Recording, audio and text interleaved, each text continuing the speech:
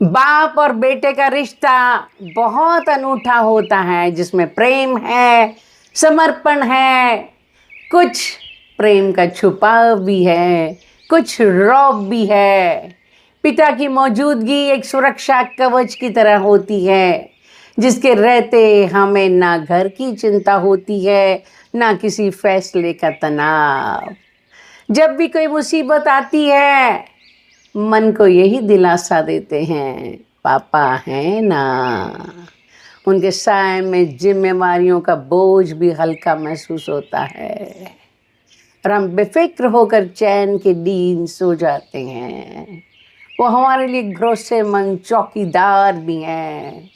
बाप दरअसल वो छत है, जब तक खड़ा है आंधी तूफान बरसात सब अपने सीने पर झेल कर औलाद की रक्षा करता है। जब वह रोकता टोकता है तब नीम की तरह कड़वा जरूर लगता है, मगर उसकी यही रोक टोक औषधि का काम भी करती है। अमल करने पर जीवन सुधर जाता है। जब तक बाप जीवित है, किसी तरह की कोई टेंशन नहीं, वह सब संभाल लेता है।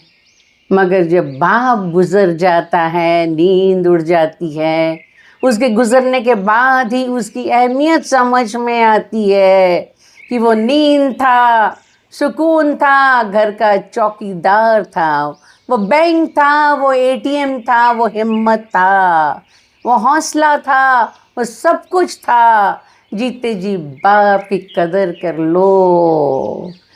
मरने के बाद एक बच्चा क्या महसूस करता है, एक बहुत संवेदनशील बात सुनाती हूँ। मेरे जन्म प्रमाण पत्र पर सबसे पहले पापा के हस्ताक्षर थे और उनके मृत्यु प्रमाण पत्र पर आखिरी हस्ताक्षर मेरे थे। उन्होंने मेरे लिए पहला कपड़ा चुना था और मैंने उनके लिए आखिरी। उन्होंने मेरी पहली सांस पर मुस्कुराए थे और मैंने उनकी आखिरी सांस पर रो रो कर उनको विदा किया। वो हमेशा कहते थे, मैं हूं ना। आज वही शब्द सुनने को दिल तरसता है। अब वही खुशी अधूरी सी लगती है, क्योंकि पापा की मुस्कान नहीं होती।